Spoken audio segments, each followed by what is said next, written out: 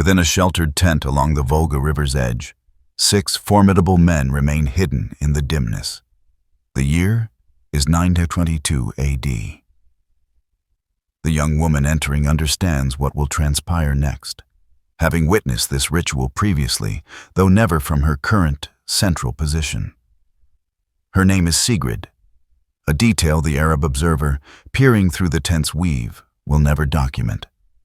He will simply record her youth, her service to the deceased chieftain, and her volunteered commitment to join him in the realm beyond.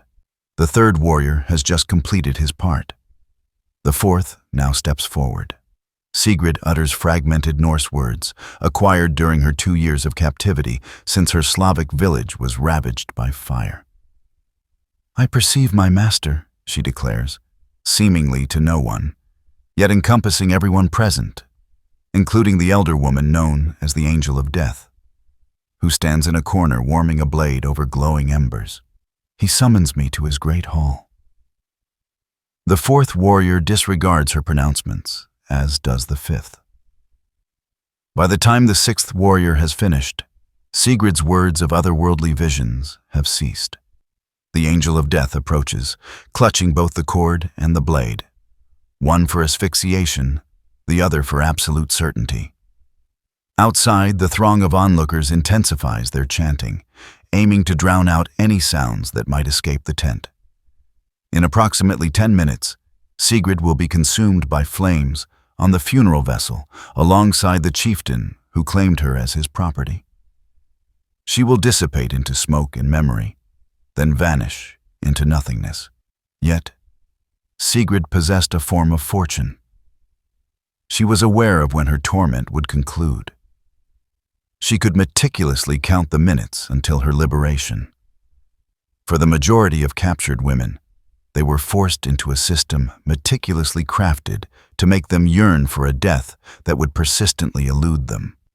What the Norse created was not mere servitude, but an intricate framework of female subjugation, so profound that Arab scribes, Byzantine historians, and European monastic scholars universally concurred they had encountered an unparalleled degree of human cruelty. This is the narrative they strove to erase from collective memory. Before we delve deeper into the most grim aspects of Norse societies, if you appreciate uncovering the obscured realities of history, please consider pressing that like button and subscribing for similar forthcoming content. And kindly share in the comments section where you are tuning in from. Sister Aldred compressed herself further into the grain store as Norse voices drew nearer. It was June 8th, 793, on the sacred island of Lindisfarne, situated off the Northumbrian coast. Just an hour prior, she had been engrossed in copying texts within the scriptorium. Now she crouched in the dark, grain dust assaulting her lungs, listening to noises she had never conceived possible inside monastic walls. Through the gaps in the timber storage building, she observed warriors segregating the captives. Her companion, Bridget, was forcibly pulled by her hair towards the shoreline, where peculiar longships awaited. Bridget had been remarkably beautiful, her auburn hair gleaming in the morning light during prayers. That very beauty had now become her undoing. The Norsemen sorted women into distinct groups, with the clinical efficiency of farmers dividing their livestock. The young and attractive in one cohort, the older but robust in another. The elderly and the infirm were granted swift deaths, their bodies abandoned where they fell. A hand plunged into the grain beside her. Fingers found her arm. The warrior who dragged her out possessed startling blue eyes and carried the scent of sea salt and freshly spilled blood. He uttered something in his tongue, then propelled her towards the steadily lengthening queue of prisoners. Sister Aldred, who had dedicated her life to Christ at the tender age of 14 and spent 12 years in serene contemplation, was about to confront the grim realities of what the Vikings inflicted upon the women they seized. The maritime voyage fundamentally redefined suffering. 40 women were crammed into a space designed for 20. For the initial 2 days, there was no sustenance. and water was only available when ocean waves crashed over the sides, compelling them to lick the salty moisture from the timber, wood that countless prior captives had also licked. The women were arranged according to their potential utility, and even in the darkness below deck, the warriors precisely understood which individuals had been earmarked for which specific purposes. Ethelred learned to differentiate the various types of visits. Sometimes warriors came for acts of violence, at other times for different ends, and occasionally merely to observe, to appraise their future share of the impending distribution. The journey from Lindisfarne to the shores of Norway spanned 11 days. By the 5th day, 2 women had succumbed, their bodies unceremoniously jettisoned overboard. By the 8th day, Ethelred had abandoned all prayer. God seemed profoundly distant from this timber sarcophagus gliding across the dark expanse of water. Upon reaching Norway, the allocation commenced without delay. The raid leader exercised his prerogative of first selection, claiming 6 women, Bridget among them. His warriors then made their choices, ordered by reputation and valor displayed in combat. Ethelred was assigned to a farmer named Gunnar, who required laborers for his fields. She watched Bridget being led towards the chieftain's great hall, mistakenly believing her friend's destiny might be more fortunate. She was mistaken. 20 years later, Ethelred would perish in Norway, her hands ruined by decades of crushing grain, her back permanently hunched from bearing unimaginable burdens. She never ascertained Bridget's initial fate, though whispers reached her through the intricate networks that enslaved women covertly established. Bridget had endured 3 months in the chieftain's hall before being sold to a merchant journeying eastward. From that point, she vanished into the immense Viking slave networks that extended from the icy expanses of Iceland to the imperial city of Constantinople. The night Lindisfarne fell was not an isolated incident. It served as the blueprint for 3 centuries of depredations that would fundamentally alter northern Europe. Every monastery, every hamlet, every solitary farm confronted the identical terrifying possibility. The longships could materialize at any dawn, and when they did, the women knew their existence as autonomous human beings had effectively concluded. But Bridget possessed striking beauty, and beauty under Viking subjugation was a curse beyond all comprehension.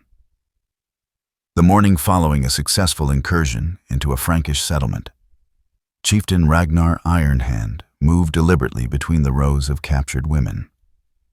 His fighters had arranged them by approximate age and apparent physical condition. 200 women knelt in the mire of the temporary encampment, their former homes still emitting smoke in the distance. Ragnar carried a staff, which he used to elevate chins, turn faces towards the light, and scrutinize his newly acquired possessions. He divided them into 3 classifications with practiced efficiency. The first group, designated manual laborers, comprised older women and those exhibiting signs of arduous living. These individuals would toil in the fields, grind grain, and maintain households until their physical capacities failed. The second group, producers, consisted of healthy young women of childbearing age. They were destined to generate more enslaved people, their offspring automatically inheriting their mother's enslaved status.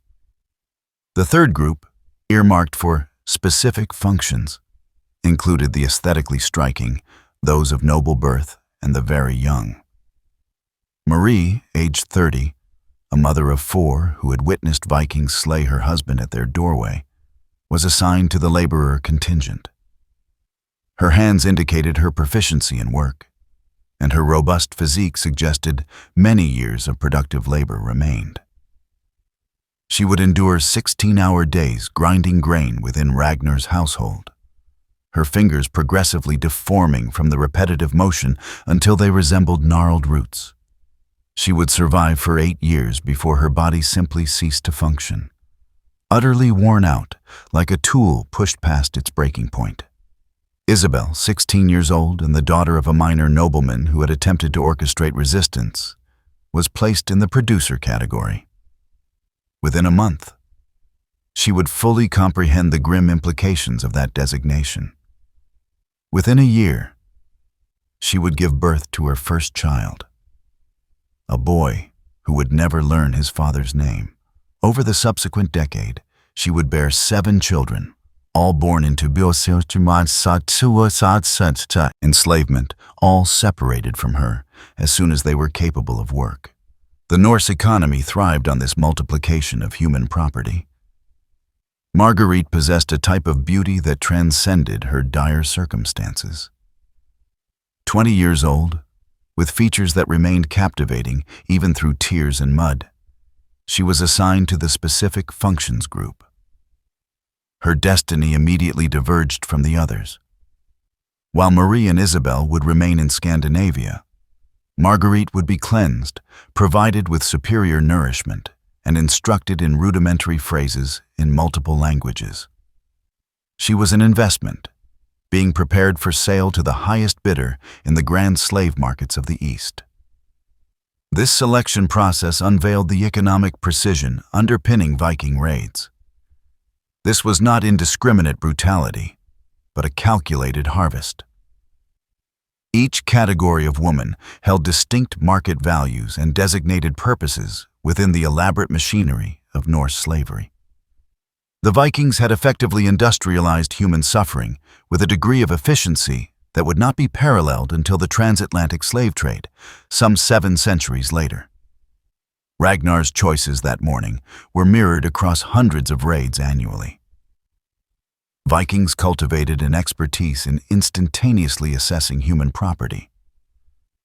They could estimate a woman's approximate age by her dentition, her capacity for labor by her hands, and her reproductive potential by her pelvic structure.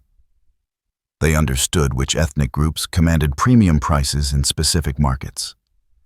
Frankish women fetched good prices in Ireland, Irish women were prized in Iceland, and Slavic women commanded the highest prices in Byzantine markets. The economic calculations extended even deeper. A woman skilled in weaving was valued at 3 times one who was not. A woman who possessed literacy, especially in Latin, might be sold to Byzantine households seeking educated servants. A woman knowledgeable in herbal remedies and healing could serve Norse households in various capacities. Every skill enhanced value, every capability prolonged survival, though survival itself often became a questionable blessing. Marie grasped her fate on that very first day when she was brought to the grinding stones. 2 immense circular boulders, one atop the other, fitted with a wooden handle requiring perpetual rotation. Grain flowed in from above, flour emerged from below, and the woman turning the handle existed solely to sustain this laborious transformation. The woman she replaced had died the previous day, her heart giving out after 7 years of the identical motion. Marie assumed her position and began to exert herself. The stones were ponderous. The work was interminable. Her hands began to bleed within hours.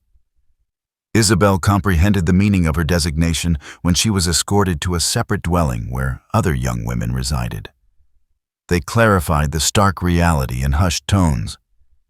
She would be bred like livestock. The offspring would not be hers to nurture. Resistance incurred punishment that halted just shy of impairing her reproductive capacity. Acceptance implied survival, though survival in this particular context necessitated a complete redefinition of the term. Marguerite's preparation commenced immediately. She was bathed, her hair styled in ways that highlighted her features. She was taught postures that advantageously presented her physique. She learned elementary phrases in Arabic, Greek, and Slavonic. Daily, traders would visit to inspect her. Though the actual sale awaited arrival at a major market, she was merchandise meticulously readied for exhibition, and the more impeccably she presented herself, the higher her price would ascend. But survival was not measured in years. It was measured in the number of times one could be broken before remaining irreparably shattered. The auction platform in Dublin soared 15 feet high, guaranteeing visibility for the hundreds of purchasers thronging the market square. The year was 852 AD, and Dublin had transformed from an Irish settlement into the Vikings' primary western hub for human trafficking. Princess Orleth stood unclothed on the dais, her royal ancestry now merely a selling point to inflate her price. The auctioneer articulated her attributes in 4 languages, describing her qualities to Byzantine merchants, Moorish traders from Spain, Norse colonists from Iceland, and local Irish collaborators who profited from the anguish of their own countrymen. He underscored her noble birth, her education, and her virginity, though the latter was an assumption rather than a verified fact. Verification would diminish the price by implying damage to the commodity. Bidding initiated at 12 marks of silver.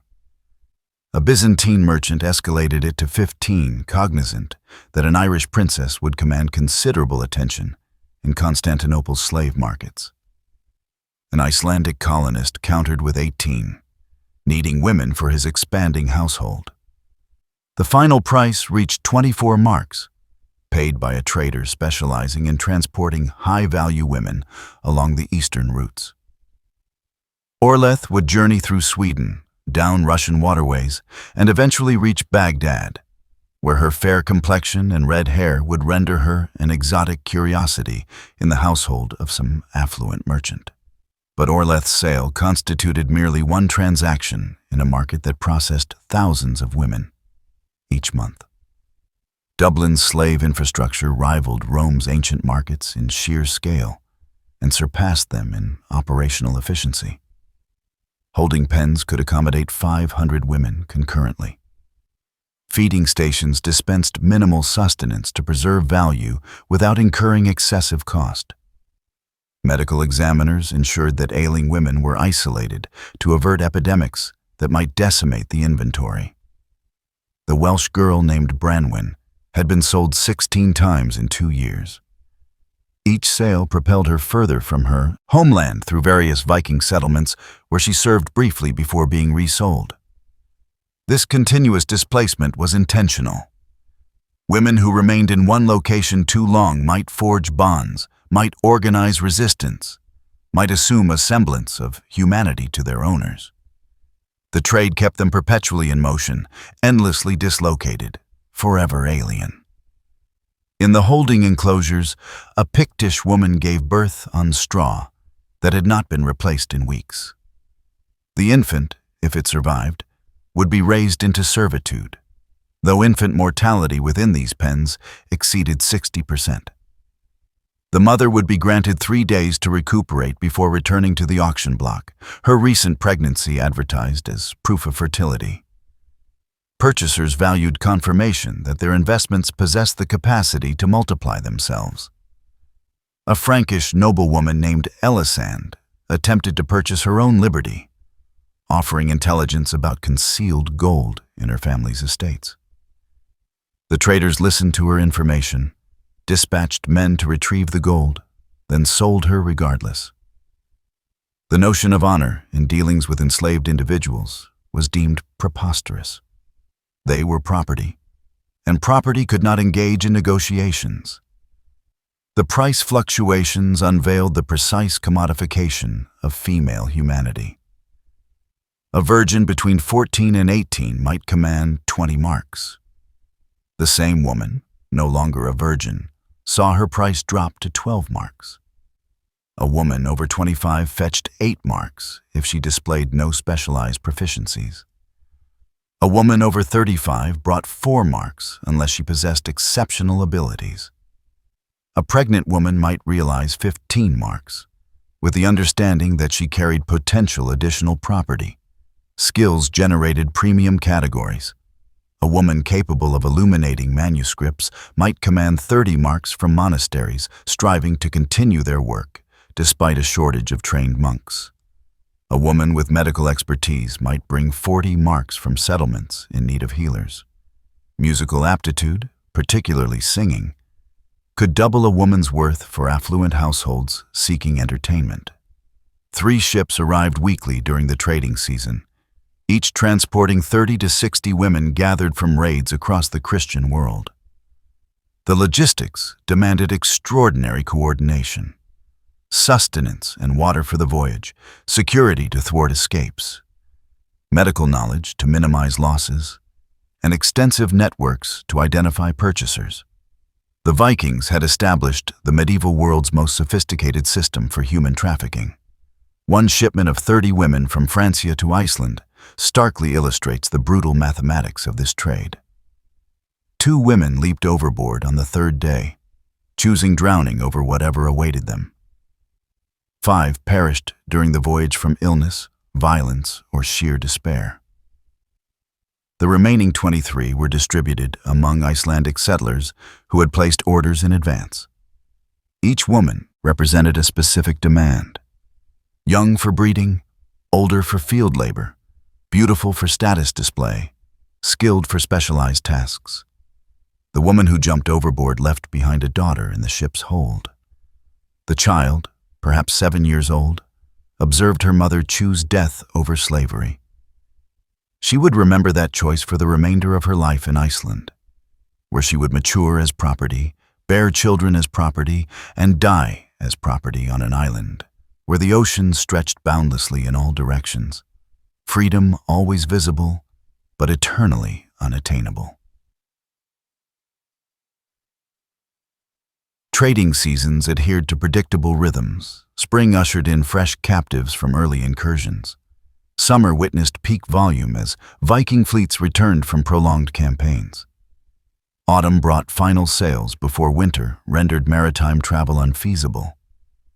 Winter signified reduced prices for merchants willing to retain inventory through the frigid months. Each season imposed its own cruel cadence. Those sold to Iceland confronted a unique horror. They were entering an island prison, where escape invariably meant freezing to death in the boundless ocean. At the Thing, Iceland's General Assembly at Thingvellir in the year 970, the law speaker stood on the rock platform and recited from memory the section of Graga's law pertaining to female thralls. His voice resonated across the assembled multitude as he articulated words that had been refined over generations to utterly eradicate female humanity within legal frameworks. A thrall woman's physical being belonged entirely to her master. She was unable to refuse any utilization of her person. Her children were the property of her master. She could not possess assets. She could not offer testimony. She could not seek redress for any harm. She existed outside the law, except as her master's chattel. These were not abstract concepts, but daily realities for thousands of women throughout the Norse world. The law created a state of living death where women existed physically but held no legal standing as individuals. They were animate property, breathing objects, sentient possessions with no more rights than furniture or livestock. The case adjudicated that day perfectly exemplified the system. Thorstein Redbeard had killed his neighbor's female thrall named Asa during an altercation over field boundaries. The deceased woman had been caught in the middle when Thorstein swung an axe at his neighbor. The legal question was not homicide, but damage to property. The judgment mandated Thorstein to pay her replacement value: 8 marks of silver for a woman of approximately 20 years who possessed weaving skills. There was no additional penalty, no consideration for the life extinguished, simply a commercial transaction to compensate for destroyed assets. Asa had been captured in Ireland 5 years prior. She had mastered Norse, acclimated to Iceland's harsh climate, and cultivated exceptional weaving skill that rendered her valuable to her owner. She had even borne 2 children who now served in the same household. None of this held legal significance. Her demise was recorded in the same manner as the loss of sheep in a storm: regrettable destruction of assets requiring financial recompense. The Gragas laws extended further in their dehumanization. A striking provision, termed the morning gift custom, permitted masters to loan female thralls to guests as gestures of hospitality. Refusing such utilization was not legally permissible. The woman became a temporary offering, passed between men like cups of mead. Any offspring resulting from such arrangements automatically became the property of the woman's owner, irrespective of the biological father's status. Ragnhild experienced this system when her master hosted a gathering of 5 chieftains to deliberate a raiding alliance. For an entire week, she was passed among the guests nightly. By the conclusion of the meeting, she was pregnant. 9 months later, she gave birth to a son whose father could have been any of 6 men. The child was nobody's son, everybody's property, reared as an enslaved person with no identity beyond his mother's servitude. The laws addressed every contingency of female enslavement with disturbing thoroughness. If a thrall woman was injured by someone other than her owner, compensation was directed to the owner, not the injured woman. If she became permanently disabled, her value diminished, and the owner could seek the difference from whoever caused the harm. The woman's suffering was deemed irrelevant. Only the economic repercussions for her owner held significance. Gudrun discovered this when a visiting trader assaulted her so violently she could no longer work. Her owner demanded compensation, not for Gudrun's pain, but for the loss of her labor capacity. The trader paid 3 marks. The disparity between a functional thrall and a damaged one. Gudrun received nothing except continued servitude in a body that would never fully recover. The inheritance statutes established generational bondage that appeared insurmountable. Children born to thrall women were automatically thralls, regardless of their father's status. Even if a free man acknowledged paternity, even if he desired to claim the child, the law was absolute. The mother's status dictated everything. Freedom could not be inherited through paternal lineage. Enslavement was transmitted through mothers like a generational affliction.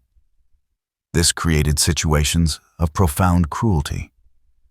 Free men might develop genuine affection for thrall women, might regard their children as beloved, and might wish to bestow freedom. The law prohibited it without the owner's consent, which necessitated purchasing both mother and children at full market value. Few could afford such an expenditure. Many children grew up knowing their fathers, seeing them daily, yet remaining property that could be sold away at any given moment. The legal system also formulated intricate regulations concerning sexual access that illuminated the intersection of property law and human violation. An owner could utilize his female thralls without restriction. He could permit family members the same prerogative.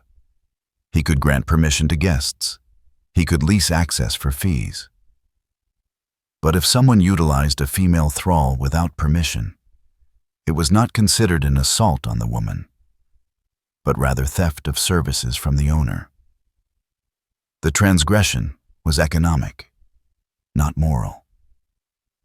One provision appeared to offer mercy, but in reality deepened the cruelty.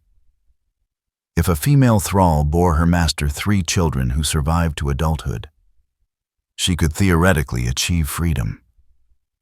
But the conditions were almost impossible to meet. The children had to survive in a world where slave infant mortality exceeded 50%. They had to reach adulthood, still alive and capable of labor. The mother had to endure 3 pregnancies and remain sufficiently valuable that her emancipation would not constitute an economic loss. Most critically, the master had to honor an agreement he could revoke at any time. In 4 generations of meticulously kept Icelandic records, fewer than a dozen women attained freedom through this provision. Most perished in the attempt, their bodies exhausted from repeated pregnancies while simultaneously maintaining full work duties. Their children watched their mothers pursue an impossible freedom through procreation, learning that their own existence was both their mother's hope and another link in their chains. But Norse law didn't merely sanction violations.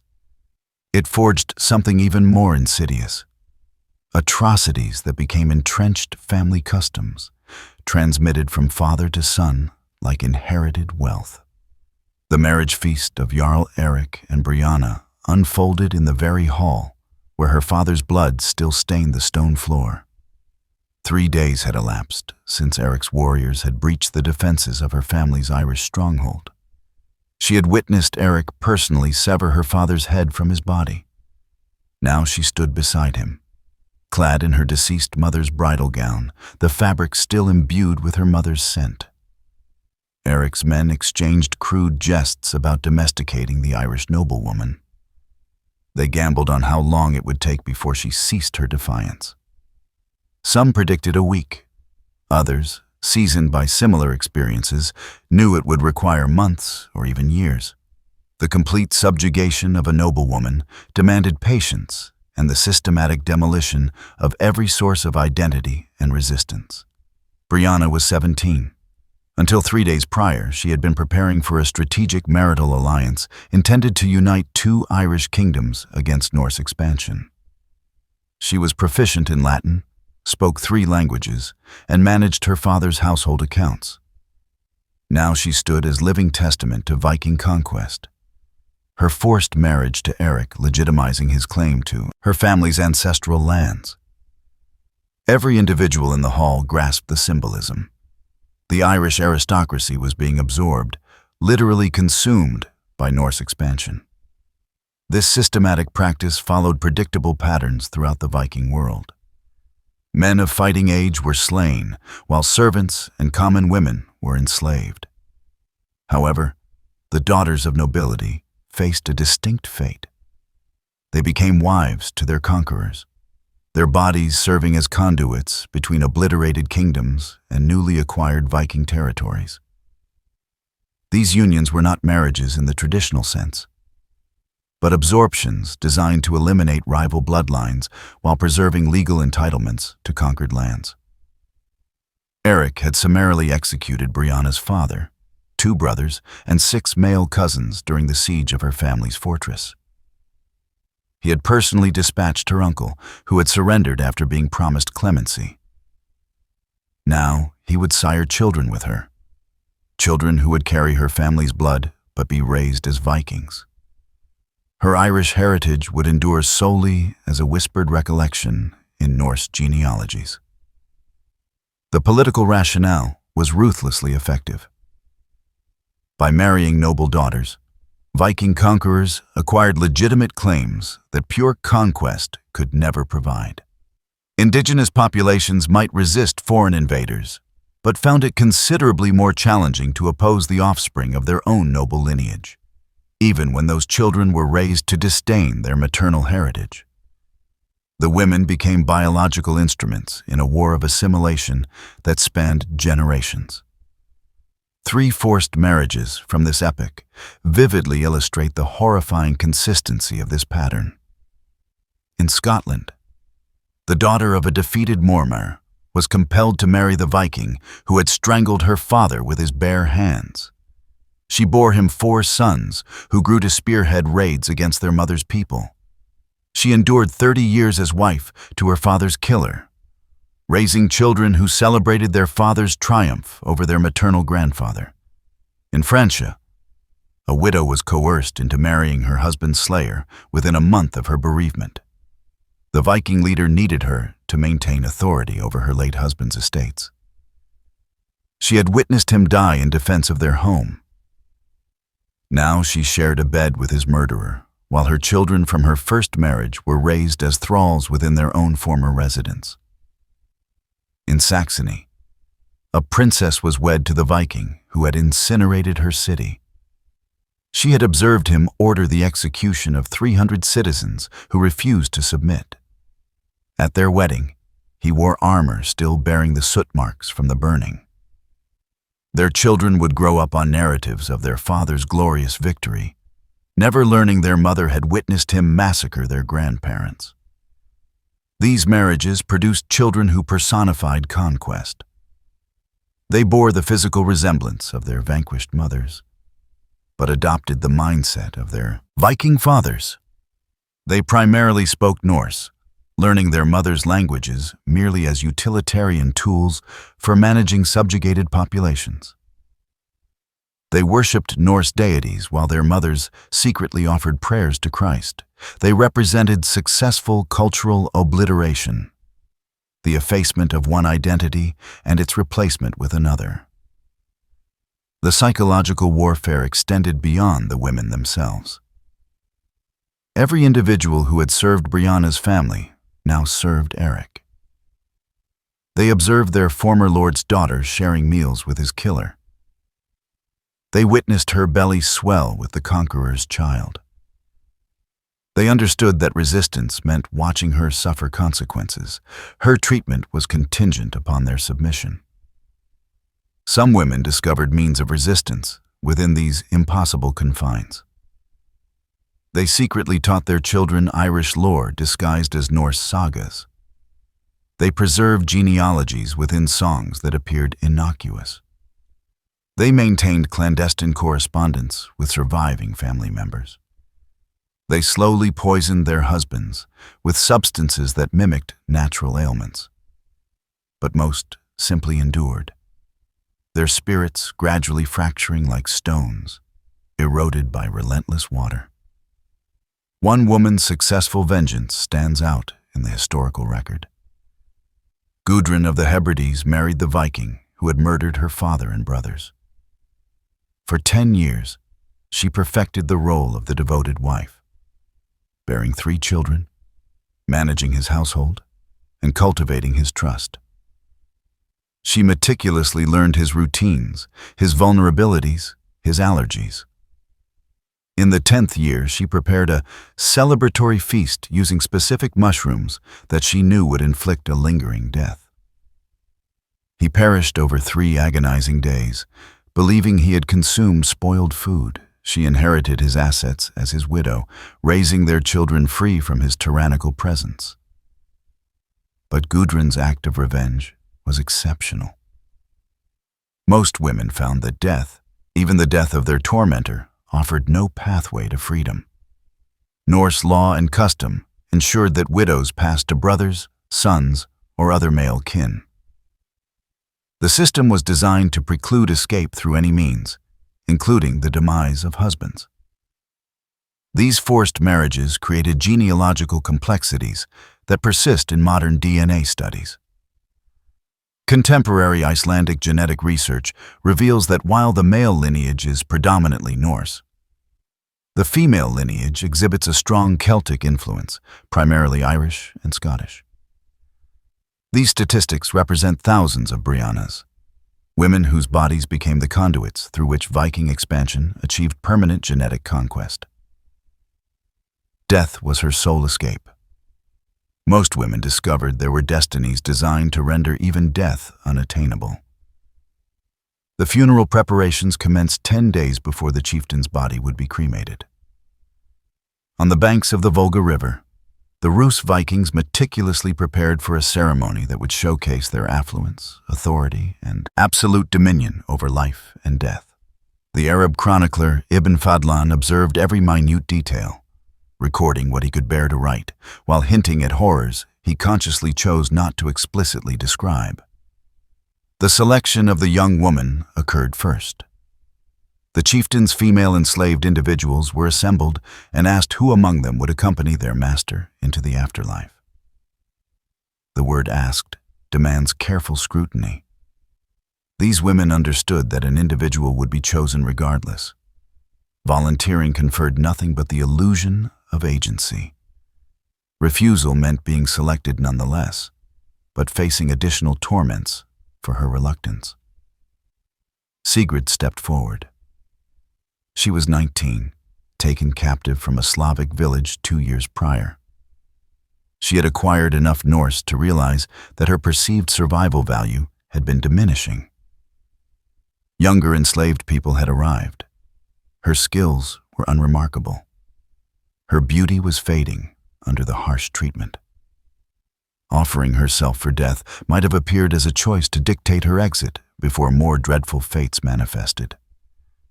Once selected, Sigrid entered a peculiar, liminal state between existence and demise. For 10 days she would be treated as both sacred and irrevocably doomed. She received superior sustenance, potent alcoholic beverages that kept her intoxicated yet conscious, and new garments that marked her as chosen for a divine purpose. She was ceaselessly guarded, never left alone, never afforded the possibility of escape or self-harm that might disrupt the meticulously planned ceremony. Days 1 through 3 established the routine. Each morning, Sigrid was hoisted onto a platform where she declared visions of the afterlife. "I perceive my master," she would exclaim, though her master's body lay preserved within a temporary shelter.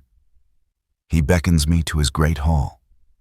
The assembled crowd would acclaim these pronouncements, interpreting them as confirmation that their chieftain awaited in Valhalla. The strong drink was paramount. It had to maintain Sigrid in a condition where she could execute the required functions, but could not fully comprehend the unfolding events. The concoction, according to Norse sources, included fermented honey, herbs that induced mild hallucinations, and substances that precluded complete unconsciousness. She drifted through the days in an artificial euphoria, physically present but not entirely lucid. Days 4 through 6 introduced the warriors. Each night, different men from the chieftain's inner circle would visit Sigrid's tent. This was presented as a distinct honor, these warriors conveying messages to their departed leader through the woman who would soon join him. Ibn Fadlan meticulously notes the singing that accompanied these visits, loud enough to obscure other sounds. He observes that 6 warriors participated over 3 nights, though his account becomes deliberately ambiguous regarding specific details. What Ibn Fadlan alluded to, but refrained from describing directly, can be inferred through analogous accounts from other sources. The Byzantine chronicler Constantine Porphyrogenitus depicted similar ceremonies where the condemned woman became a medium for the living to communicate with the deceased through physical acts. The Frankish chronicler Adam of Bremen wrote of Swedish ceremonies where the ritual sacrifice included ignominious uses before death. Days 7 through 9 focused on the preparation of the material components. The funeral ship was hauled ashore and filled with provisions the chieftain would require in the afterlife: weaponry, gold, horses, dogs, and finally, the preserved body itself. A tent was erected on the ship's deck where the final rites would take place. Sigrid observed these preparations, understanding that each addition to the ship propelled her closer to her demise. The elderly woman, referred to as the Angel of Death, made her appearance on day 7. She was a woman of substantial build, broad and powerful, with eyes that betrayed her experience in overseeing numerous such ceremonies. She would be the one to ensure Sigrid's death when the designated moment arrived. She prepared the instruments, a rope for strangulation, a broad blade for definitive certainty, and herbs that would be incinerated to mask the scent of death. Her presence signified that the ceremony had transitioned from preparation to absolute inevitability. Day 9 entailed rehearsals. Sigrid was instructed precisely where to stand, what to articulate, and how to navigate through the ceremony. She practiced drinking from the ceremonial cup. She rehearsed her ultimate declarations. She was shown the tent where the final acts would be enacted. Every element was meticulously choreographed to guarantee the seamless execution of both the ceremony and the young woman. The final day dawned with an unusual clarity. The multitude gathered at sunrise, hundreds of witnesses to affirm their chieftain's glorious ascent. Sigrid was adorned in the most exquisite clothing she had ever worn. Golden arm rings that marked her as chosen, and a cloak that had belonged to the chieftain himself. She was then lifted onto the ship, where she performed the prescribed rituals. She drank from 3 distinct cups. The first she dedicated to her mother and father, the second to her departed relatives, and the third to her master, awaiting in the afterlife. Each cup contained an increasing quantity of the intoxicating mixture. By the third, she swayed visibly, held upright by 2 women who ensured she completed the ceremony. The tent ceremony followed. 6 warriors waited inside, the identical 6 who had visited her tent on preceding nights, now in daylight. With hundreds observing the tent's movements, they concluded their final use of the woman who would carry their messages to Valhalla.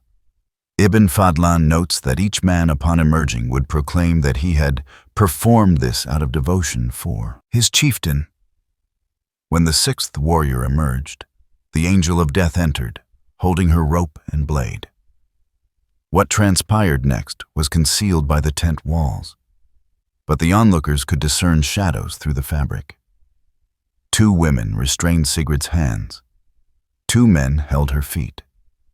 The angel of death positioned the rope around her neck, while another individual pulled it taut.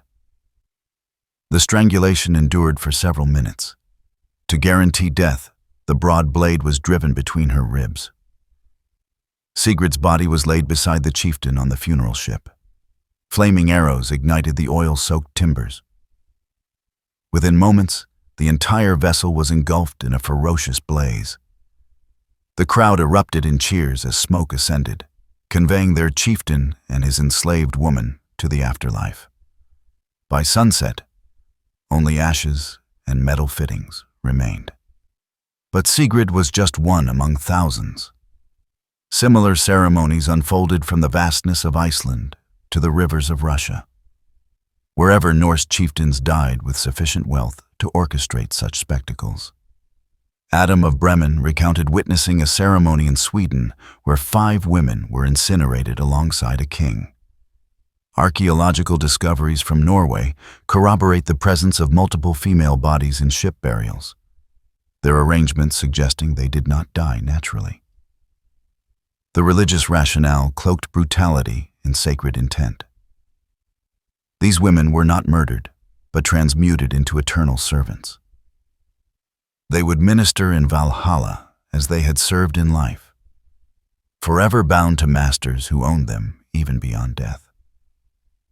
The populace celebrated these transformations as supreme honors, the loftiest purpose an enslaved woman could attain. At the very least, funerary sacrifices concluded swiftly. The living sacrifices persisted for decades. 7-year-old Astrid learned of her chattel status on an ordinary morning when she attempted to play with the blacksmith's daughter. The girl repelled her, uttering words Astrid had overheard, but not grasped. Thrall spawn. Her mother discovered her weeping behind the grain storage and imparted what should never require explanation to a child. They were not individuals. They were objects that resembled people but possessed no more rights than hammers or plows. Her mother's given name was Ingrid, though she had been called Aoife in her native Ireland. Captured at 15, bearing her first child at 16, she had produced 4 children for her master's household. Each child automatically inherited her status, born into enslavement solely by virtue of emerging from her body. The father's identity was immaterial. Even if he were free, even if he were the master himself, the children remained property.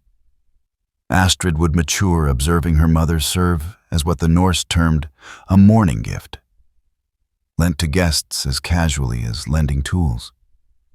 She learned to recognize the particular blank expression her mother wore upon returning from such nights, devoid of emotion like fresh snow, physically present, but emotionally absent. She watched her mother's body transform through repeated pregnancies. Each child removed as soon as they could work, sold or redistributed according to the household's requirements. The hereditary system created mathematical impossibilities of freedom. The offspring of a female thrall were thralls. Their children would be thralls. This lineage continued unbroken until severed by death or the impossibly rare act of manumission, which necessitated purchasing freedom at full market value. Most bloodlines that entered enslavement in the 8th century remained enslaved in the 11th century, multiple generations knowing nothing but servitude. 3 generations of women cohabited in a single household in Iceland around 960 AD. The grandmother, seized in Scotland, harbored memories of freedom as a distant, fading dream. The mother, born into slavery, understood freedom solely as an abstract concept. The granddaughter could no more fathom freedom than she could imagine flight. Each generation related differently to their captivity, fostering complex psychological dynamics within enslaved families. The grandmother clung tenaciously to recollections of Scotland, imparting to her descendants words in a language they would never utilize in a land they would never behold. She represented a living conduit to freedom, reminding the children that their lineage had not always been property. Her narratives of life before enslavement seemed like fanciful tales to grandchildren who had never encountered anyone resembling themselves, living free. The mother occupied an intermediary position, born into servitude but raised by someone who remembered freedom. She conceptually understood what had been forfeited, but possessed no personal experience of it. Her identity was wholly shaped within the confines of slavery. She could not instruct her children to be free, because she had never acquired that knowledge herself. She could only teach them to survive as enslaved individuals, transmitting strategies for evading punishment, preserving health despite arduous conditions, and earning minor privileges through compliance. The granddaughter knew no other reality. Slavery was not merely a condition, but an intrinsic identity. She did not conceive of herself as a person who happened to be enslaved, but as an enslaved person who happened to be person-shaped. The psychological damage penetrated deeper than mere submission. It was a complete internalization of chattel status, accepting at fundamental levels that she existed solely as an extension of her owner's will. Children observed their mothers being repeatedly violated, accepting this as normal, as inevitable, their own predetermined future. Daughters grew up knowing they would endure what their mothers endured. Sons grew up knowing they could never shield their mothers or sisters or future daughters. The emotional damage compounded across generations, each child inheriting not merely legal status, but an accumulation of trauma. One family, whose lineage is traceable through sagas, endured 5 generations of enslavement.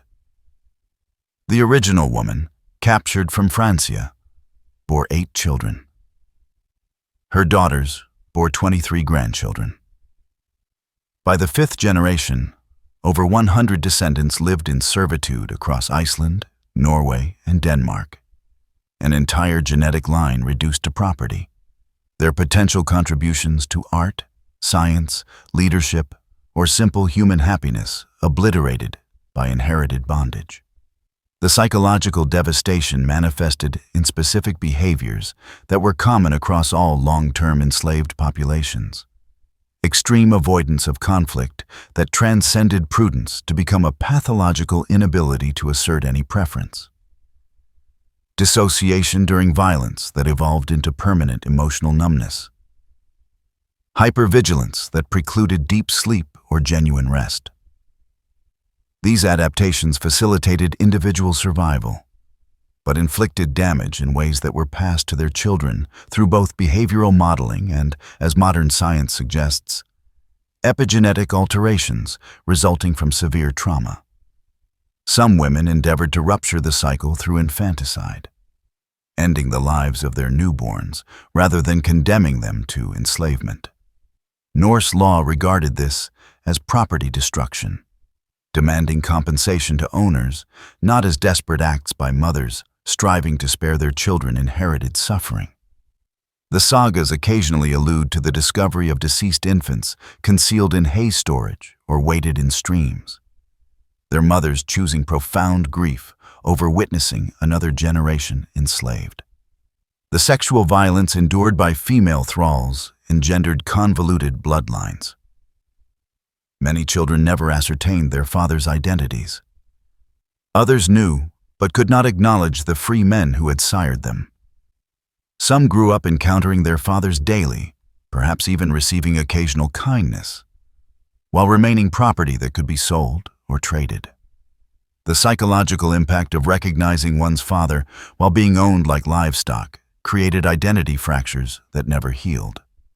Physical markers of enslavement were transmitted through generations. Malnutrition during pregnancy created offspring prone to specific health issues. Repetitive stress injuries from labor became inheritable susceptibilities. The stunted growth resulting from childhood labor meant each successive generation commenced smaller, weaker, more vulnerable. Bodies themselves became archives of accumulated suffering, each generation adding new chapters of damage. Language provided one of the scant avenues for the preservation of identity. Enslaved women taught their children words from their homeland languages, melodies from before capture, and narratives that preserved fragments of their free heritage. These linguistic treasures were hidden from masters, shared only in hushed tones, and maintained across generations as proof that they had once been more than mere property. Some women discovered that death offered no escape at all, as Vikings devised methods to compel them to serve even beyond the grave. Dawn at Hedeby was heralded by the clanking of chains before the sun crested the horizon. The vast slave market at this Danish trading nexus processed human beings with the streamlined efficiency of a contemporary distribution center. Women arrived on vessels from Ireland, England, and Francia in the west. Others journeyed overland from Slavic territories to the east. All converged here to be categorized, priced, and disseminated throughout the Viking sphere. The market operated with bureaucratic precision. Each woman received a number stenciled onto her shoulder, a mark that would not wash off for weeks. Meticulous records were maintained of her origin, estimated age, discernible skills, and physical condition. The Vikings had established comprehensive inventory management for human beings centuries before such systems were applied to other commodities. This morning, a coffle of 50 women had arrived from Ireland. They were bound together by iron collars linked with chains, compelling them to move as a single, suffering entity. When one woman faltered from exhaustion, the chain yanked at the necks of those preceding and following her. They had learned during the arduous journey to move in synchronized rhythm, to anticipate each other's steps, to coalesce into a singular creature with 50 heads and 100 legs. The sorting commenced immediately. Women were separated by ethnicity, age, and apparent health. Irish women were directed to one pen, Frankish to another, Slavic to a third. This segregation was pragmatic. Different ethnic groups commanded varying prices in distinct markets. Slavic women fetched premium prices in southern markets. Irish women were favored in Iceland. Frankish women commanded high prices from Byzantine traders. Within ethnic divisions came age categorization. Girls under 14 in one group, women aged 14 to 25 in another, 25 to 35 in a third, and older women in a fourth. Each age bracket possessed specific market values and designated destinations. The youngest might be raised in households to be perfectly indoctrinated. Prime age women faced immediate sale for maximum profit. Older women were consigned to agricultural operations, where their remaining labor could be extracted before their eventual disposal. The inspection process stripped away any vestiges of dignity. Buyers examined teeth to gauge age and health. They palpated muscles to assess work capacity. They checked for pregnancy, disease, or injuries that might diminish value. Women stood naked in lines while strangers evaluated them like livestock, openly discussing their bodies as mere merchandise. One coffle of 50 women illustrates the brutal logistics of the trade. They commenced their journey in Dublin, destined for Baghdad. The sea voyage to Denmark occupied 5 days. 12 women were sold at Hedeby. The remaining 38 continued overland through Slavic territories. At each significant trading post, a few more were sold or exchanged for provisions. By the time they reached Kiev, 23 remained. The river journey south claimed 3 more to disease. 20 reached Constantinople.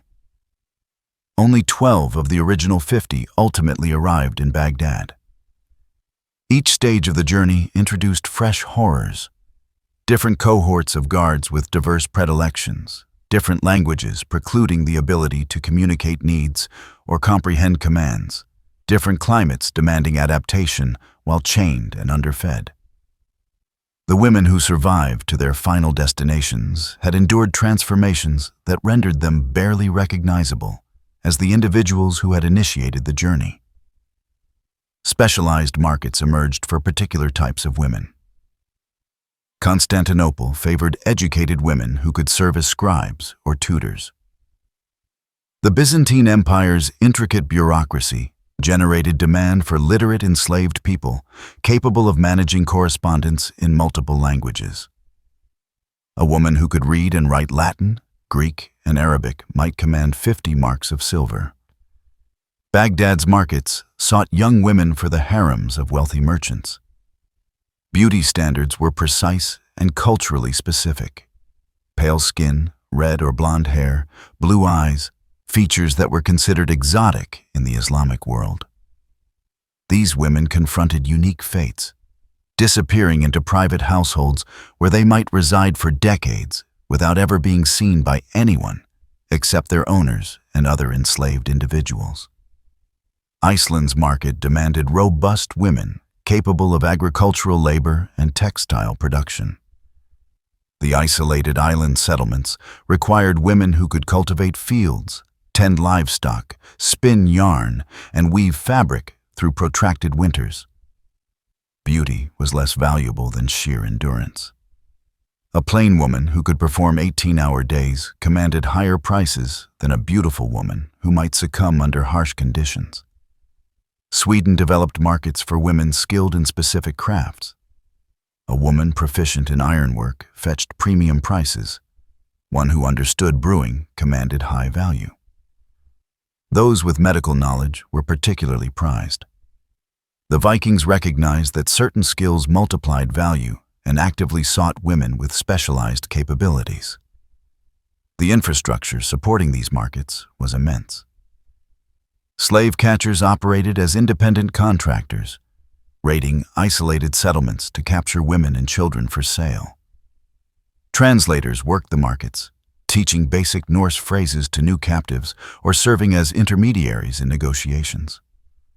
Doctors, in their limited capacity, kept women alive during journeys, understanding that deceased merchandise yielded no profit. The financial instruments developed for slave trading predated modern commerce. Credit arrangements enabled buyers to purchase women with promises of future payment. Insurance systems covered losses during transport. Investment partnerships pooled resources for substantial acquisitions. The Vikings created sophisticated financial mechanisms that would later be adapted to other forms of trade. Some women were sold dozens of times, passing from owner to owner like coins changing hands. Each sale signified new violence, new adaptation, and new destruction of any stability or identity they might have painstakingly constructed. This relentless movement was often deliberate, preventing women from forming connections or orchestrating resistance. A Welsh woman named Gwen was sold 17 times over 4 years. Each sale propelled her further from her homeland, first to Ireland, then to Norway, then to Iceland, then to Greenland. By the time she reached the farthest reaches of the known world, she had forgotten the sound of Welsh. She could communicate in broken phrases from 6 languages, but was fluent in none. Her identity had been systematically erased through constant displacement. But the worst fate wasn't being sold once. It was being valuable enough to be sold repeatedly.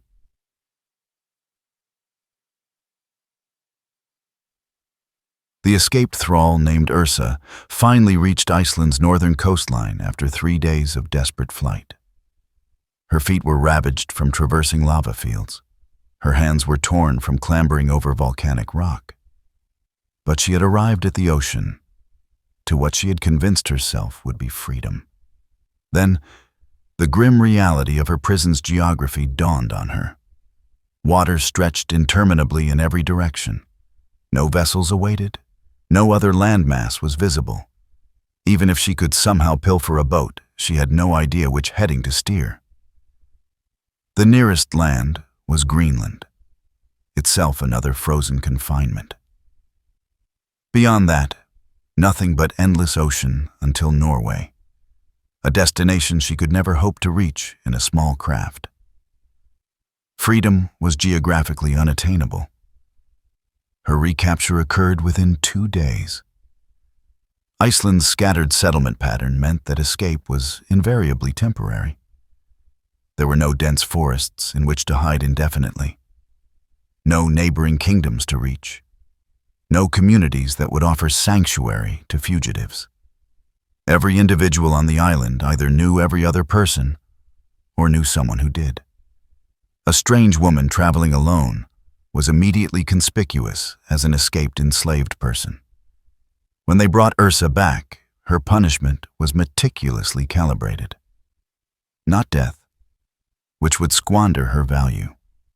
Not mutilation that would impede her ability to work. Instead, they hobbled her, severing tendons in her heels that would mend incorrectly, allowing her to work but never again to run. She would spend her remaining years moving with a distinctive shuffling gait that irrevocably marked her as someone who had attempted escape and learned its ultimate futility. The island slavery of Iceland and Greenland generated unique psychological horrors. In continental territories, enslaved individuals could at least conceive of escape. They could dream of reaching free lands, discovering communities that might accept them, vanishing into populations where they might blend in.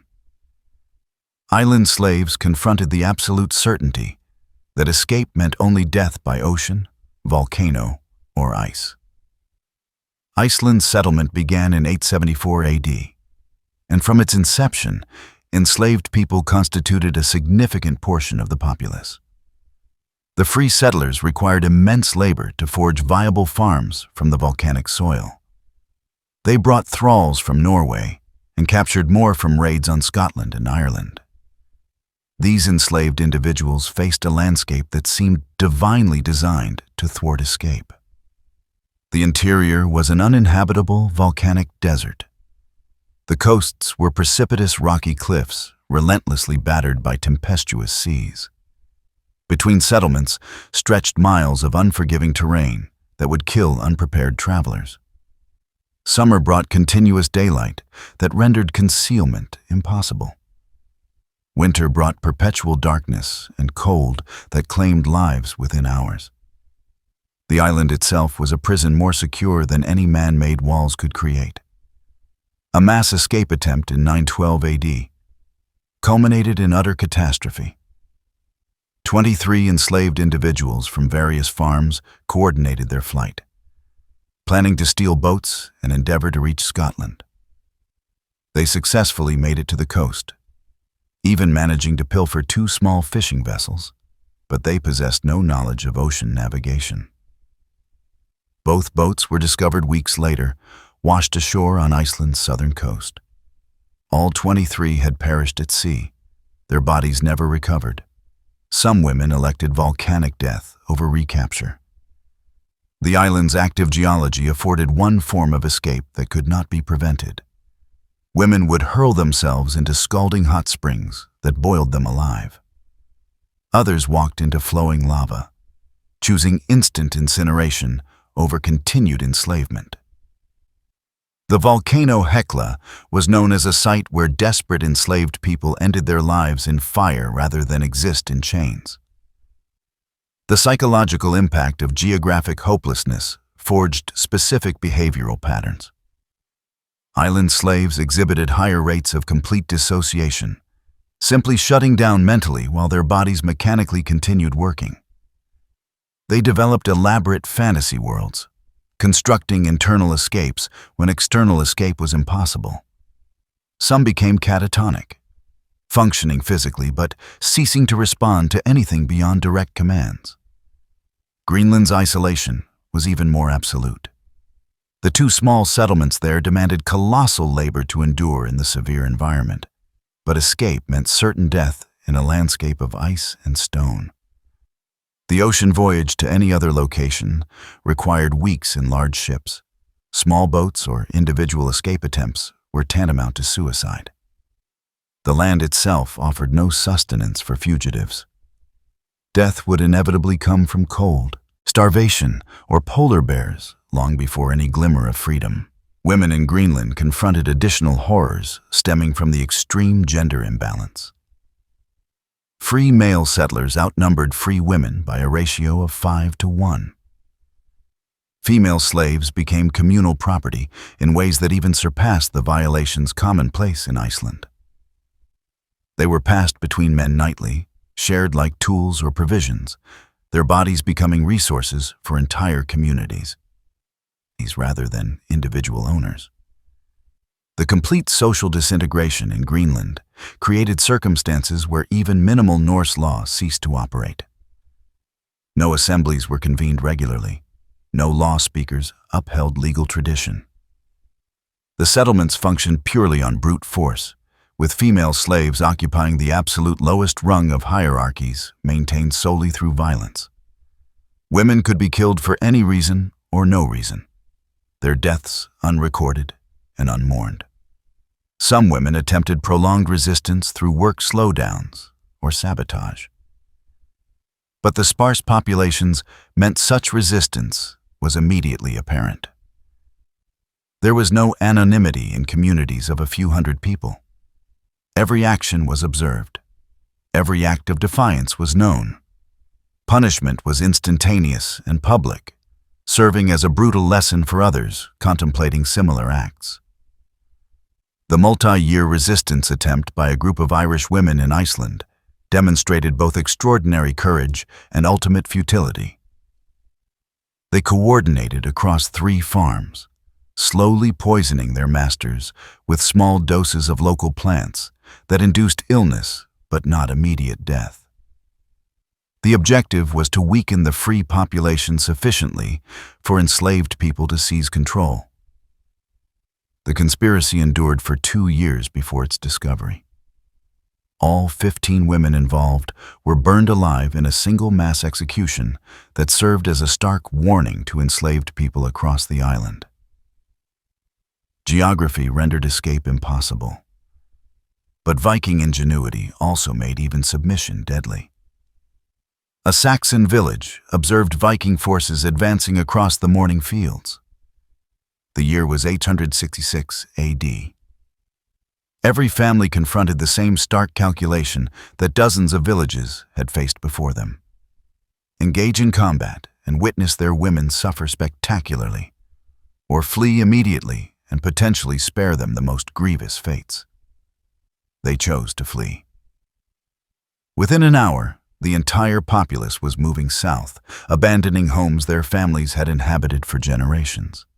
They left provisions in storehouses, tools in workshops, everything except what they could physically carry. The Vikings discovered a ghost town, wealth acquired without resistance, victory achieved without battle. The terror weapon had functioned flawlessly. The weapon was not the sword or the axe, but reputation itself. Tales from other villages had spread with greater rapidity than Viking ships could sail. Everyone knew what befell women in vanquished settlements. The public humiliations, the selection processes, the ensuing enslavement. These narratives, deliberately disseminated and likely embellished, triggered mass evacuations before Viking forces even arrived. The arithmetic of terror was meticulously calculated. One brutalized woman generated stories that propagated through kinship networks, trade connections, and religious gatherings. Those stories reached hundreds of other women who then influenced their families' decisions when Vikings appeared. A single spectacular atrocity could clear entire regions without engaging in actual combat. The great heathen army that invaded England in 865 AD systematically employed this psychological warfare. After capturing York, they did not immediately advance. Instead, they held the city while accounts of what happened to York's women permeated across Northumbria. When they finally marched, they encountered minimal resistance. Populations had already fled rather than risk their women facing York's dreadful fate. Ivar the Boneless, a prominent leader of the army, understood the propaganda value of female captives. He would parade captured noblewomen through territories he intended to subjugate, displaying them in conditions that powerfully communicated what awaited those who resisted. These women, still alive but visibly broken, were more potent than threats or negotiations. They were living warnings that accompanied the army. The Normandy raids demonstrated how effectively terror, propagated through women's bodies, could empty entire regions. After Vikings publicly violated the Count of Rohan's wife and daughters, neighboring territories experienced a mass exodus. Families abandoned productive farms rather than risk similar fates. The economic disruption caused by fleeing populations exceeded what Vikings could have achieved through direct destruction. Chronicles from the period describe the swiftness of terror transmission. A monastery attacked on a Monday would generate stories reaching settlements 50 miles distant by Thursday. Families would be in motion by Friday. By the following Monday, Vikings would discover abandoned villages ripe for effortless plunder. The efficiency surpassed any military campaign reliant on actual combat. The deliberate strategies included timing attacks for maximum psychological impact. Raiders would strike during harvest festivals when communities were gathered, ensuring a maximum number of witnesses to atrocities. They would target religious celebrations, violating women in churches to fuse spiritual and physical horror. They would choose market days when traders would carry stories to remote communities. Compelling male relatives to watch was standard practice. Husbands witnessed wives violated. Fathers watched daughters taken. Brothers observed sisters selected for enslavement. The psychological decimation of men through witnessing the suffering of female family members produced broken populations incapable of resistance. These men would disseminate narratives of their own helplessness, encouraging others to flee rather than confront similar impotence. The stories spread with specific details that amplified terror. Not merely that women were taken, but precisely how they were sorted. Not simply that they were enslaved, but the distinct fates awaiting different categories. The meticulous precision of the horror, the organizational efficiency of the suffering made it seem utterly inescapable.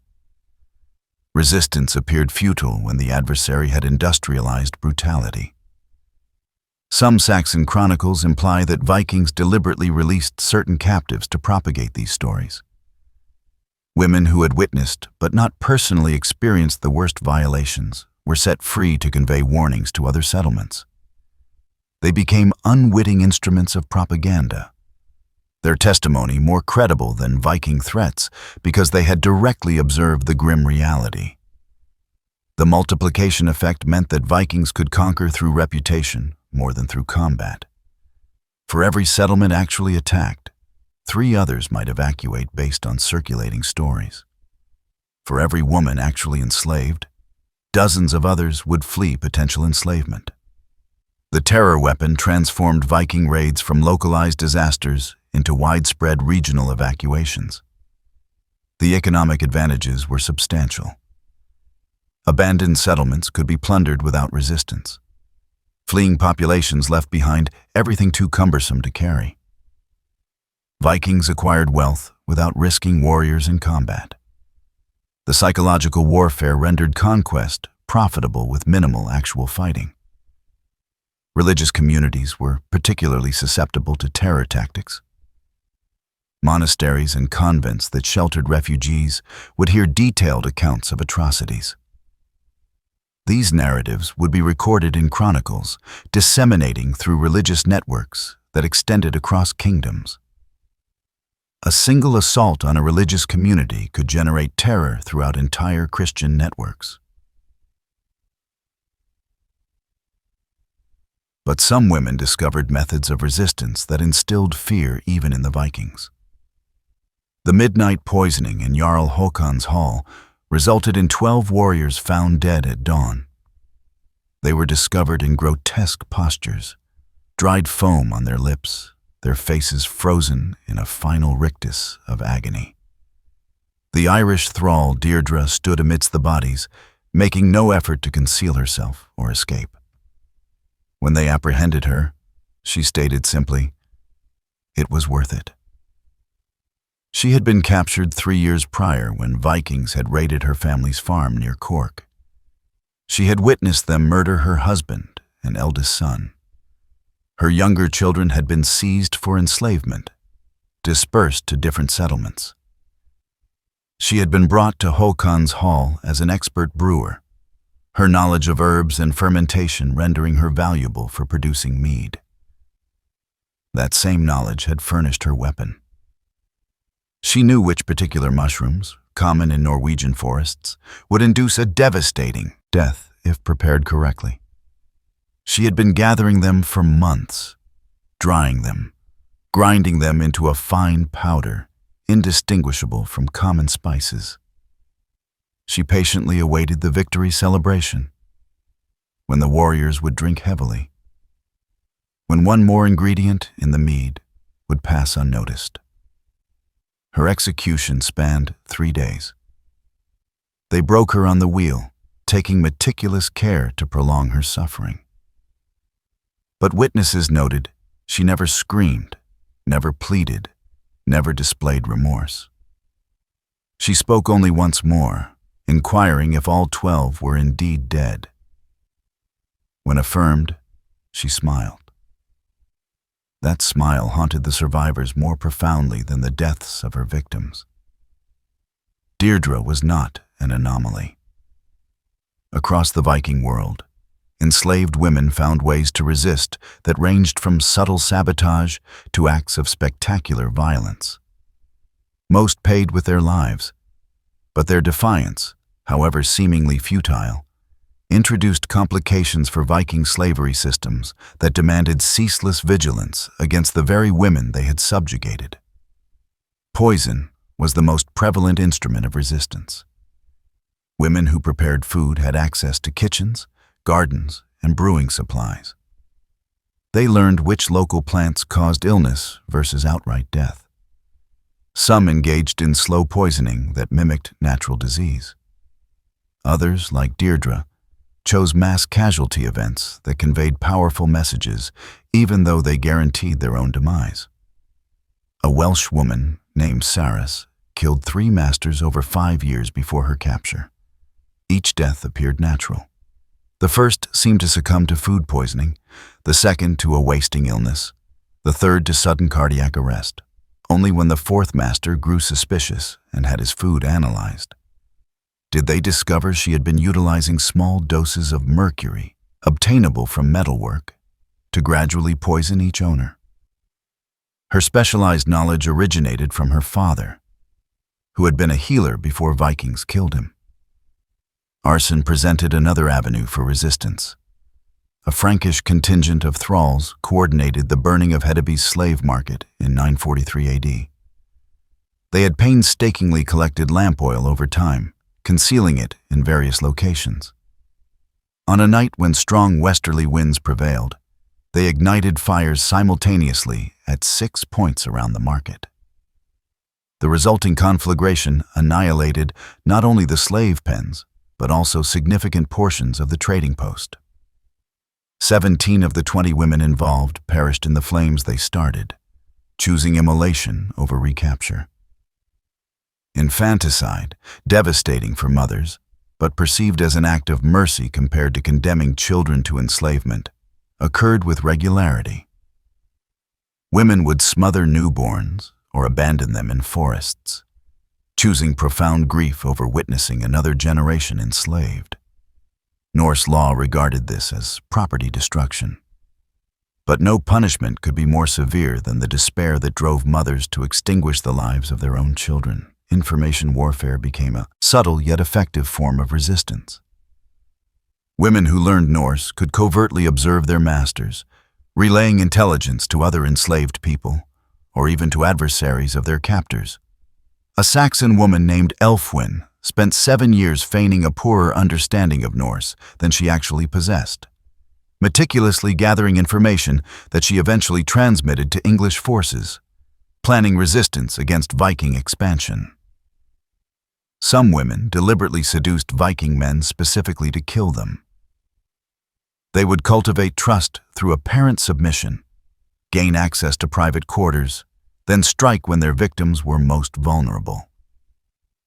A Slavic woman named Ruza murdered 5 Viking leaders over 3 years by becoming their concubine, patiently waiting until they trusted her completely, then slitting their throats as they slept.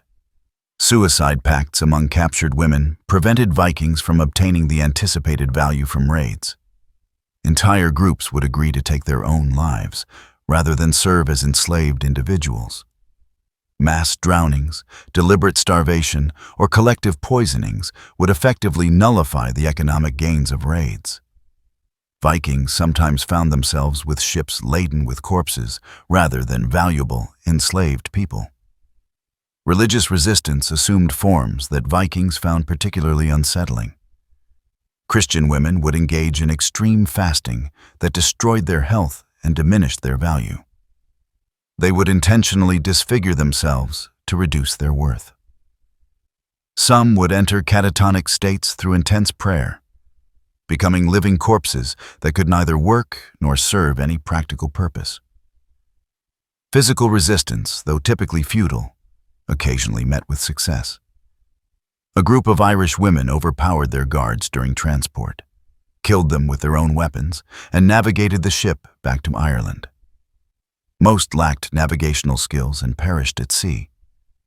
But 3 ships are historically recorded as having been successfully returned by escaped enslaved individuals who had acquired basic sailing knowledge by observing their captors. Long-term resistance through cultural preservation also posed a threat to Viking dominance. Women would clandestinely teach their children Christianity, Irish customary law, Saxon traditions, or other heritage from their homelands. They perpetuated languages Vikings had attempted to eradicate. They preserved genealogies that Vikings wished to see forgotten. This cultural resistance created profound identity conflicts in children who were ostensibly destined to be fully assimilated Vikings. The price for any act of resistance was severe. The Blood Eagle execution, where ribs were fractured outwards to resemble wings and lungs were pulled out to flutter, was occasionally employed for women who had murdered masters. Mass executions of uninvolved enslaved people would typically follow individual acts of resistance, generating pressure within enslaved communities against rebellion. But resistance persisted because for many women, death achieved with defiance seemed preferable to a life devoid of dignity. Their actions, though usually culminating in their own deaths, fostered constant apprehension among Viking owners. The women they had enslaved and violated became potential threats that could strike at any moment, through any meal, any drink, any night when vigilance wavered. Their defiance is largely unremembered, but their suffering forged an empire. Sigrid stands within the Angel of Death's tent on the banks of the Volga River. The sixth warrior has just departed. The old woman advances with the rope and the blade. In mere minutes, Sigrid will be plumes of smoke ascending from a funeral pyre. Her final service to a master who owned her in life and will claim her in death. She represents one of hundreds of thousands whose names were deliberately expunged, whose suffering was systematically obliterated, whose humanity was denied so utterly that we now know them only through their haunting absence. The raw statistics convey only a fraction of the full narrative. Historians estimate that during the Viking Age, roughly from 793 to 1000 AD, over 500,000 women were enslaved by Norse raiders and traders. But each cold statistic represented someone's daughter. Each commercial transaction signified a family irrevocably shattered. Each casual mention of violation in sagas represented trauma that profoundly shaped generations. Modern DNA research uncovers the genetic imprint of this massive forced migration. Iceland's population data shows that while 62% of the male genetic lineage is Scandinavian, a striking 63% of the female genetic lineage is Celtic, predominantly Irish and Scottish. These percentages denote systematic abduction on a scale that permanently altered the genetic composition of entire populations. Iceland was, quite literally, constructed upon the bodies of stolen women. The infrastructure the Vikings created for transforming human females into property predated later atrocities. The markets at Dublin, Hedeby, and Novgorod established blueprints for human trafficking that would be refined during the transatlantic slave trade. The legal frameworks that stripped female humanity provided chilling precedents for other systems of dehumanization. The techniques for crushing resistance through systematic violation became standard practice in conflicts across centuries. What rendered Viking slavery particularly horrific was not merely its immense scale, though that was vast, nor its extreme brutality, though that was undeniable. It was the complete normalization of female suffering as a fundamental economic pillar. The wealth that financed Viking expansion derived significantly from trafficking women. The genetic future of Norse settlements depended on forced reproduction by enslaved women. The social structures that sustained Viking society required female slaves as indispensable components. The very Vikings we celebrate as intrepid explorers were simultaneously human traffickers.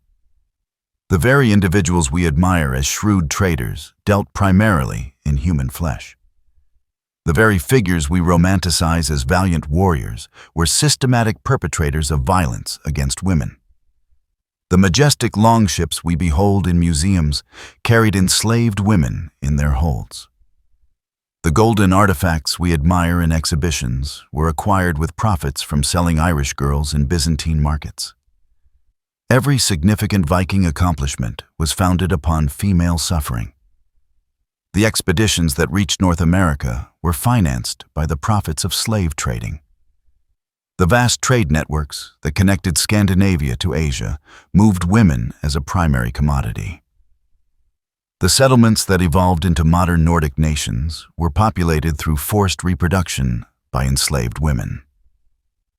The saga literature that preserves Viking history scarcely mentions these women, treating them almost exclusively as property. They appear as shadowy background figures, holding cups at feasts, operating looms, existing solely in relation to the men who owned them. Their voices were deliberately excluded from the historical record. Their perspectives were deemed unworthy of preservation. Their narratives survive only in fragments, in archaeological evidence, in DNA studies that reveal what written records painstakingly attempted to conceal.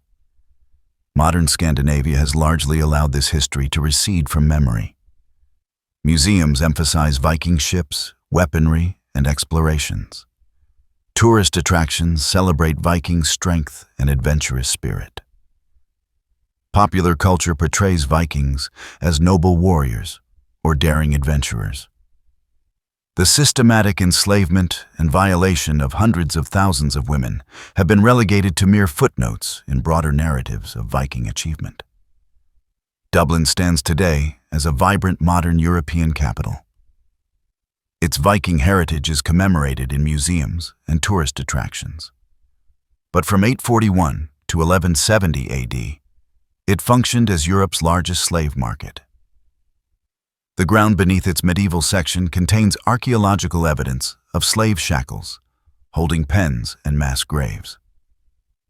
The city was, quite literally, built upon foundations of human trafficking. The women themselves have no memorials, no monuments commemorate where they suffered. No museums document their lived experiences, no popular culture remembers their names. They exist solely as profound absences in the historical record, as voids where their voices should have resonated, as silences that underscore the systematic erasure of female experience from history.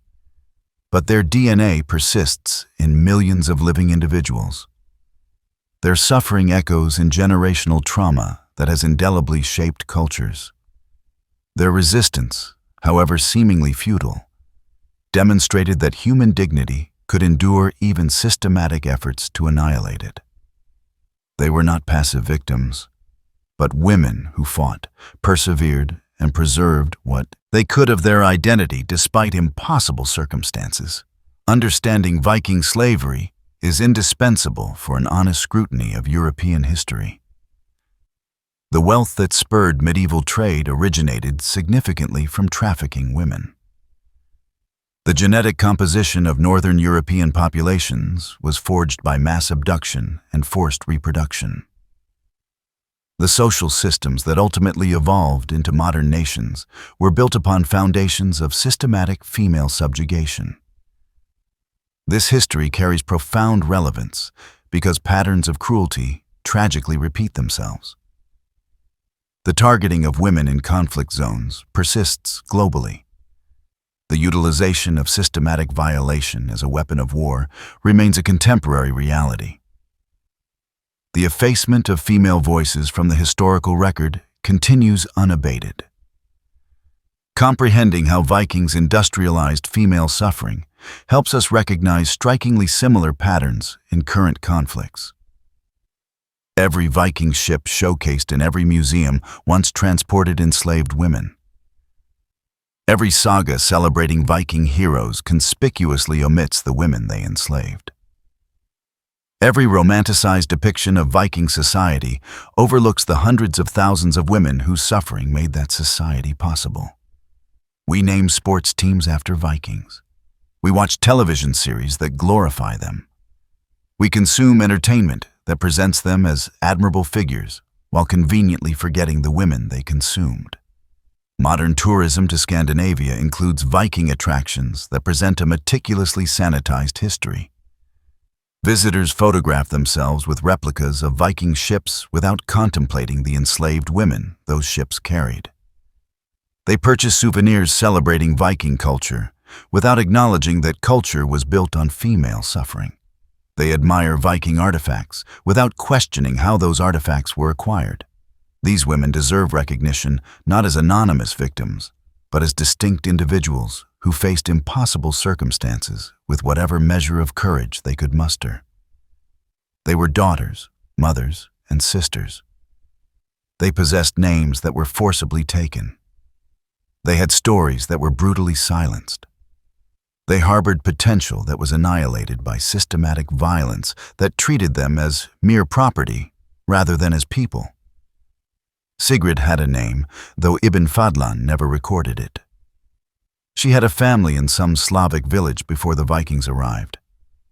She had a future that might have included a marriage of her own choosing, children raised in freedom, and old age surrounded by grandchildren.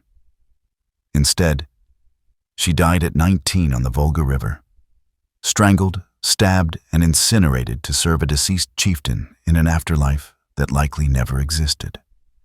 But at least we can speak her name, even if we must conjure it from imagination. At least we can acknowledge her existence. At least we can recognize that her suffering was not a minor footnote to Viking achievement, but fundamentally central to how that achievement was funded. She was one of 500,000. This is her only memorial until this moment. The angel of death draws the rope tighter around Sigrid's neck. The blade plunges between her ribs. The fire consumes the ship, sending smoke billowing across the Volga River towards the eastern sky. Witnesses cheer the chieftain's glorious departure for Valhalla. No one laments the young woman who burns beside him. No one utters her name. No one records her story. But she existed.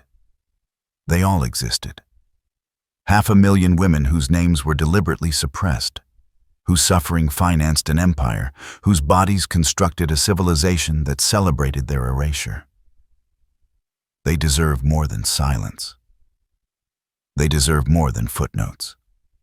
They deserve recognition that Viking achievement was purchased with their blood, their violation, their enslavement, their very lives. The smoke ascends from the burning vessel, conveying Sigrid to whatever lies beyond life. The crowd disperses, content with the ceremony's successful completion. Tomorrow Vikings will raid another village, capture another group of women, and perpetuate the machinery of human trafficking that funded their civilization. History celebrates the Vikings as explorers and warriors. It forgets the women they annihilated, but DNA remembers. Genetics carry the undeniable evidence that saga literature deliberately tried to erase. Every person of Northern European descent likely carries genetic markers from both Vikings and their victims, embodying within their very cells the history that written records attempted to obscure. The full accounting is incomplete. It can never truly be completed. Far too many names were lost. Far too many stories were silenced. Far too many women vanished into slavery and death without any enduring record of their existence. But we can acknowledge the recurring pattern. We can recognize the systematic nature of Viking slavery. We can understand that what transpired for these women was not accidental or excessive, but fundamentally integral to how Viking society functioned. Sigrid died in 922 AD. She was approximately 19 years old. She had been enslaved for 2 years. She was one of hundreds of thousands. This is the extent of our knowledge. This is more than most enslaved women ever received. This is still insufficient, but it constitutes a beginning. Recognition that they existed, acknowledgement that they endured profound suffering, understanding that their suffering was not peripheral, but central to Viking society. Appreciation that they were not property, but human beings whose humanity was systematically denied by systems that desperately required their labor, their bodies, their lives. The fire consumes the ship. The smoke dissipates across the river. The crowd returns to their daily routines. Sigrid becomes nothing but ash and a fading memory. And then, not even memory. Simply one more forgotten woman whose suffering built the Viking Age. She deserved better. They all deserved better. The very least we can do is to remember that they existed, that they mattered, that their suffering was real and systematic and absolutely fundamental to the civilization we continue to celebrate. This was their only memorial. Until now. Until we choose to voice their silenced names, to recognize their erased existence, to acknowledge that Viking achievement was built upon their bodies, their violation, their very blood. Sigrid is gone, but her story, however it must be imagined, represents hundreds of thousands of real women who endured real horrors that undeniably funded real Viking expansion. They were not myths or exaggerations. They were people whose humanity was systematically denied by a civilization that fundamentally relied on their suffering to operate. Remember them. Remember Sigrid. Remember the 500,000 whose names we will never know. They were the bedrock of Viking achievement. The invisible suffering that rendered visible glory possible. If this journey into history's obscured shadows has sparked a desire within you to uncover more concealed truths, I've prepared another expedition into the dark corners of the past that you absolutely won't want to overlook. Simply click on the video now appearing on your screen to delve into another astonishing chapter that history tried to suppress. And if you found this exploration as compelling as I did, hit that subscribe button so we can continue peeling back the layers of history together. These forgotten voices truly deserve to be heard, and there are countless more stories patiently waiting to be told.